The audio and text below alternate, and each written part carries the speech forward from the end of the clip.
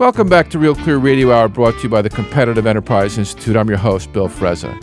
For the second half of our show, we're pleased to speak with Magatte Wade, founder and CEO of Tiossan Beauty Products, who's on a mission not just to build a successful company, but to create a model for the way foreign development ought to work.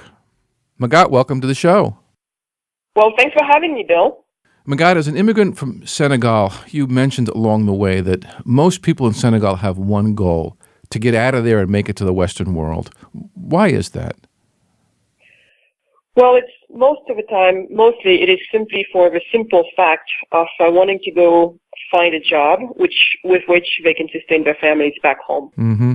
So we have some of our most entrepreneurial people who basically find themselves into little fishermen's boats trying to cross over the ocean to Spain, basically as their point of entry into Europe. Mm-hmm. And they're hoping that once they're in Europe, they'll be able to find jobs or at least get into some trades that will allow them to make some money that they can send back home and take care of their families.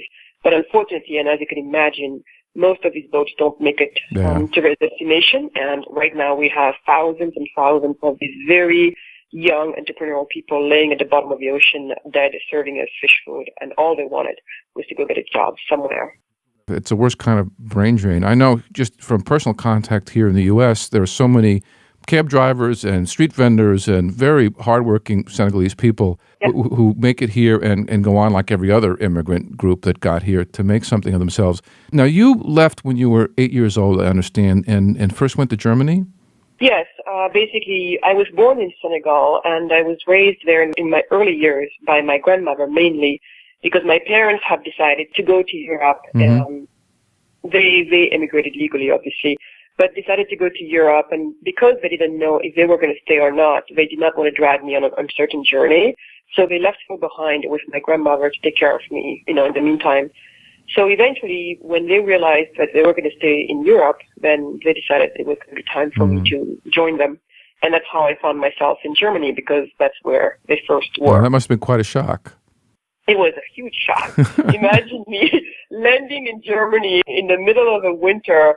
Not only did I not know what just simple cold, chilly weather was, let alone snow and below freezing temperatures. So it was just basically the shock of my life, and I think I'm still recovering from it. Well, you were educated in Germany, you got your higher education in France, but then you left France to start your business life in America. Why did you leave France?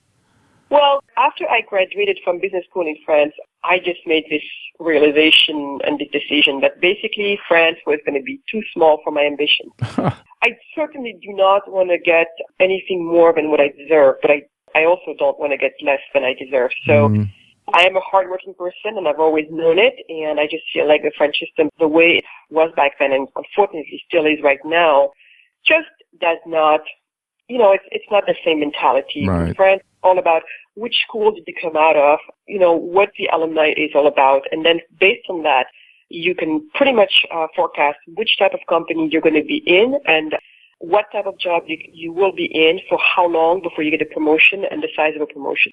So you see how, to me, it doesn't feel like meritocracy at all. So I was just not interested in that. I'm a fast runner, but I also want for the rewards to follow me as quickly. So you landed in Silicon Valley in 1997, real boom time, and you were flat broke when you got there. What was your plan?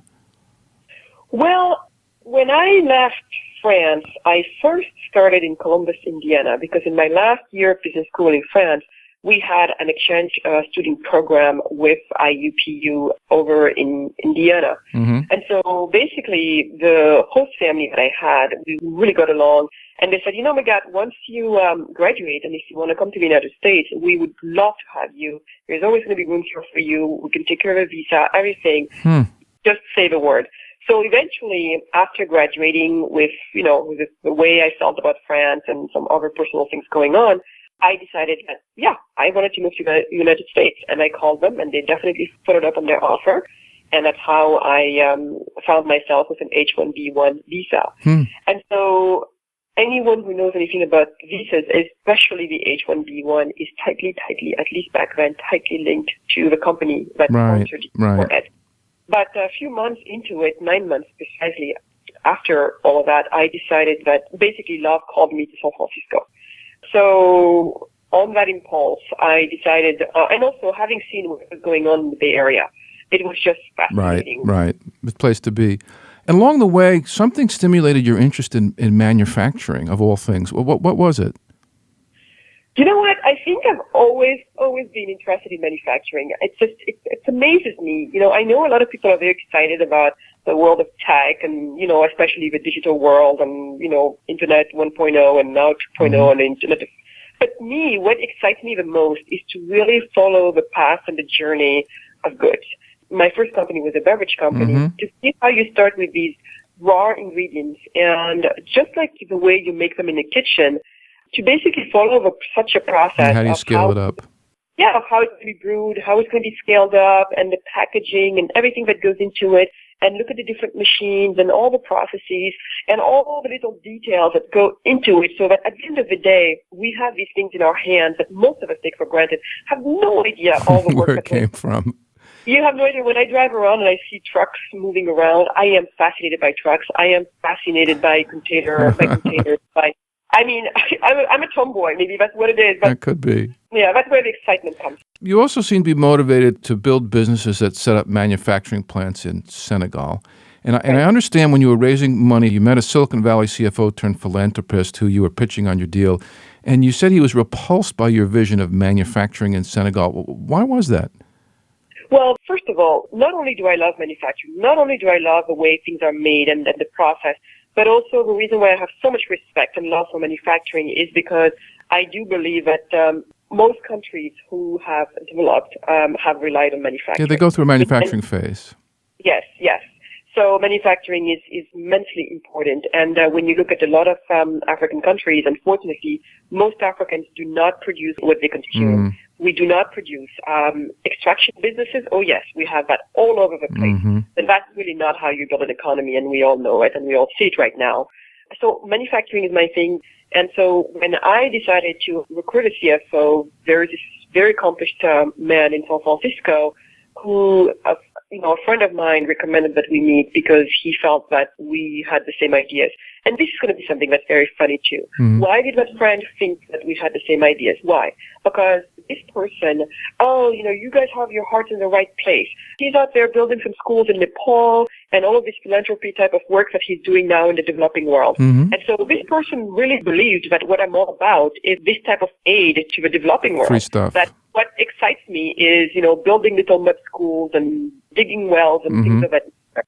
So when I met with the CFO, he made all of this money and all of his accomplishments and all of his success was made being just a real professional person, very savvy about business, and that's how he made his money. No nonsense, nothing else. But now that he has made this money, he felt to fit into the San Francisco progressive fabric and mesh that, now I want to be a respected member of this society. And for him, he felt like, his newfound way to do that was going to be to jump with all of his body into this new world of, how do they call it? Maybe philanthropy, another side of the aid business, I guess. I have no idea.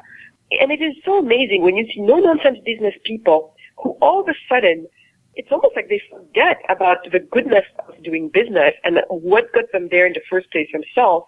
And to believe that to help the developing world, it has to be a different formula than the formula that got them in a good place to start with.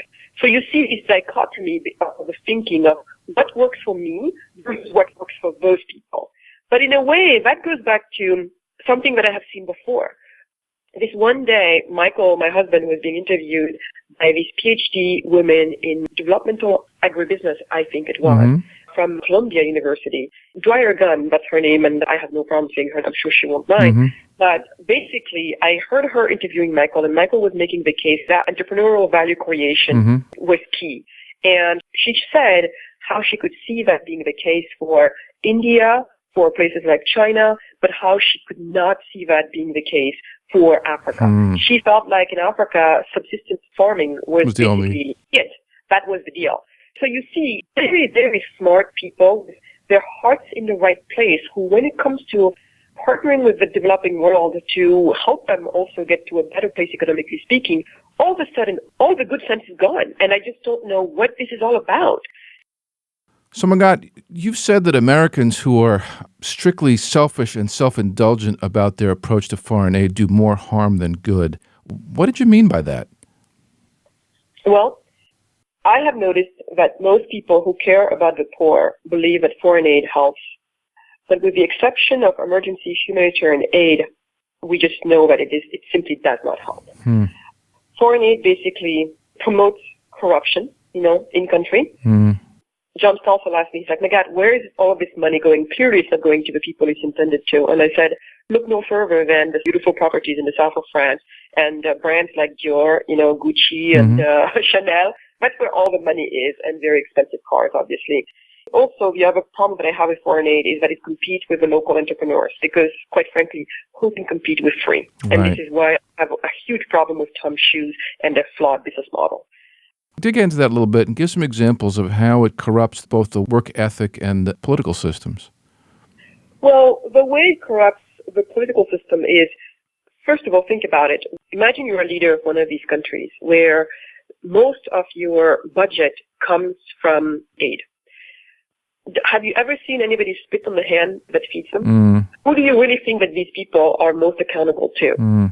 They're citizens from whom they couldn't get a dime from, except maybe just votes when we're in democratic countries? Or do you think that they're keen to doing anything that the donor hand tells them to do? It's a way in which, to me, aid is a form of neocolonialism. So that's what I see. That's the mechanisms that I see happening when we're talking about foreign aid. Tell us about the Columbia University Minim Villages product. I understand they approach you to get involved. So what I will give the Minim Villages is that at least at some point they realized that they would have to find a market for what they were producing. See, most of the time in the foreign aid world, it's all about let's produce. But no one ever thinks about who are we going to sell this to? Do we have a buyer for this? And if we do have a buyer for this, what does the buyer really want? Which is going to dictate in a way how you produce it, the way you produce it, and the price and design and everything that goes into it. But because we produce just for the sake of producing, that's basically all it is. So Minim Villages, one of my biggest problems with them is this thinking. First of all, not having any type of respect for the process that goes into selling a product. This idea that they could just approach me to basically hand out to them all my hard-earned relationships, in the world of supply chain, and supply chain as well, I just found it appalling. They basically staff themselves with people who have no underground experience when it comes to sales, marketing, retail, distribution, none. Most of these people don't even know the first thing about manufacturing, the world of manufacturing, let alone selling what they do. Which investor do you know in the business world that would millions of dollars, and here we're talking about more than millions of dollars, into an enterprise run by an entire team from the top to all the way to the bottom by people who have no experience whatsoever in operations of any kind? Well, it's a showcase. I guess it's a showcase. This is my problem with the Minim Villages. And for them to dare think that I would partake into that, not even, say, Magatte, by the way, we would be interested in consulting with you, because, look, my time is valuable, my knowledge is valuable, like I think anybody else would think and say.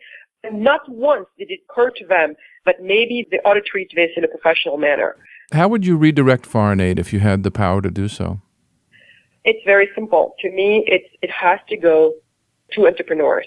Ideally, I would love to see all of this money being poured into people who are starting real viable businesses on the ground, because it's through that mechanism that we're going to be able to create the very needed jobs that we need to create. More like genuine investment.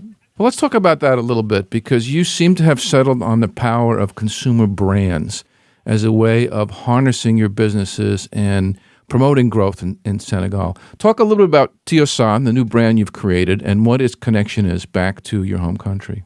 Well, Bill, I like to tell people that there are two things that keep me awake at night. One is this phenomenon of these very young people from my country, very entrepreneurial people from my country, the very people that we need to stay home and build or be given an opportunity to build. The fact that they're dying at sea in unbelievable numbers Just a couple of weeks ago, we heard the news of another boat that, kind of went down again. So that's one of the problems that keeps me up at night. How can I play my part so that these young people get the opportunity and the choice? To me, immigration has to be about a choice. I have to do this. My other problem that keeps me up at night is the disappearance of my culture. I stand before you as a proud young Senegalese woman who obviously has been very influenced by France as well as America, and I'm very fortunate to have had a chance to have such great exposure.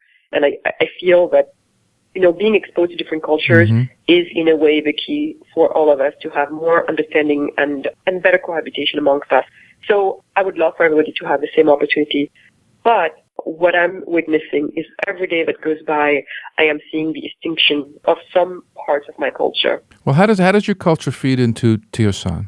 So the way that my culture feeds into Tiossan, first of all, the name Tiossan, the word means the origins of culture and the origins of humanity. It is a Wolof word. Wolof is the main indigenous language of Senegal.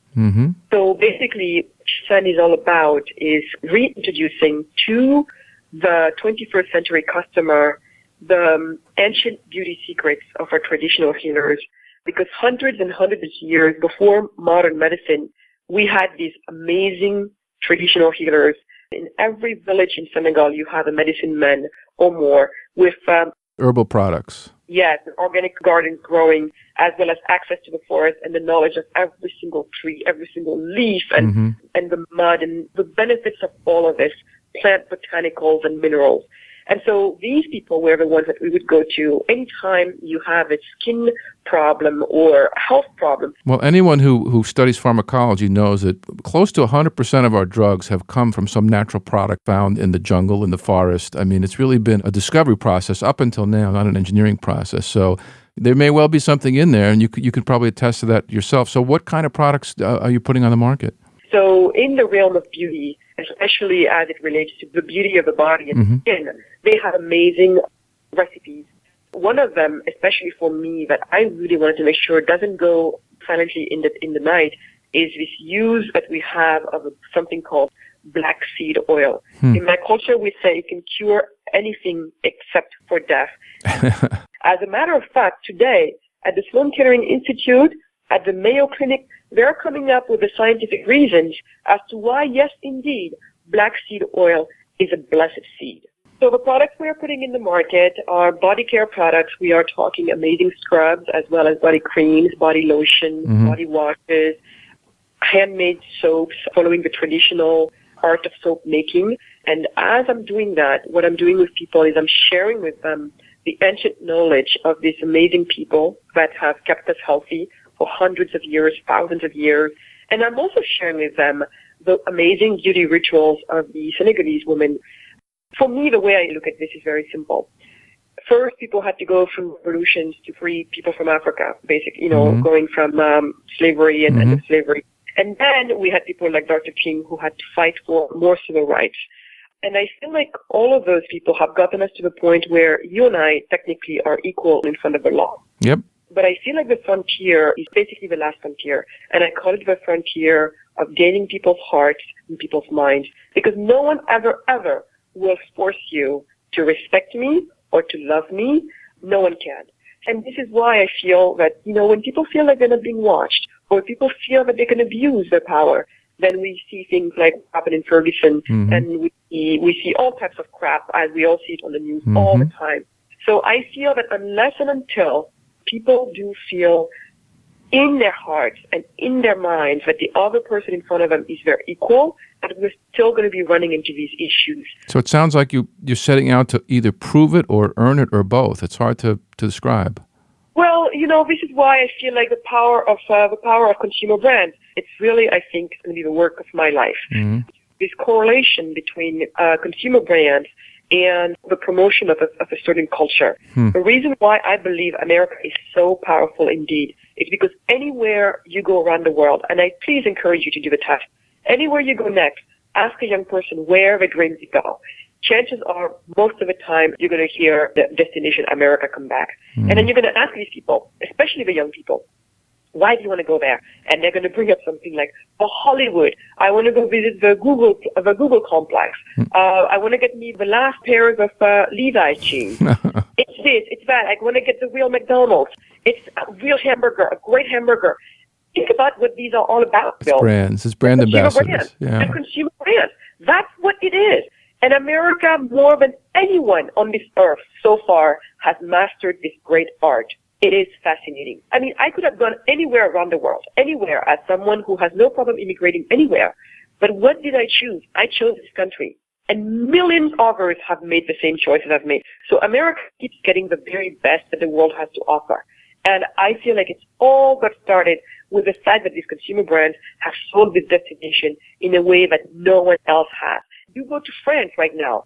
France has some of the best lingerie, like high-end lingerie that I know, because I love high-end lingerie. But even in France, most of the younger generation doesn't go for these great brands like Chanel, Aubert, Simone Perel. They all want Victoria's Secret. It has no comparison in terms of quality with what the French brands are able to do. But guess what? Victoria's Secret is all they want. You go to Saudi Arabia, it's the same thing. And I've gone to the Middle East many times. I mean, the phenomenon is everywhere. American brands are just crushing every other brand, even when they're not as good. Magatte, it really sounds like you've broken the code on brands. It sounds like you've harnessed it to your passion for products that you have very close familiarity with, and you're trying to tie it back to creating jobs in your home country. It's quite a package. Appreciate you being on the show, and let's please keep in touch. For sure. Thank you so much for having me, Bill. That was Magatte Wade, founder and CEO of Tiossan, here on Real Clear Radio Hour, brought to you by the Competitive Enterprise Institute. I'm your host, Bill Frezza. If you have any suggestions for topics or guests, please visit realclearradio.org, click on the email Bill link, and drop me a line. Real Clear Radio Hour is produced in conjunction with Real Clear Politics, America's premier independent political website. This coming week marks the launch of my new campus lecture tour hosted by the Young Americans for Liberty. Please come join us at Central Connecticut State University outside of Hartford on Tuesday night or SUNY Albany on Wednesday. You can check the schedule at yaliberty.org. That wraps up our show for this week. Join us next week, same time, same station. See you then.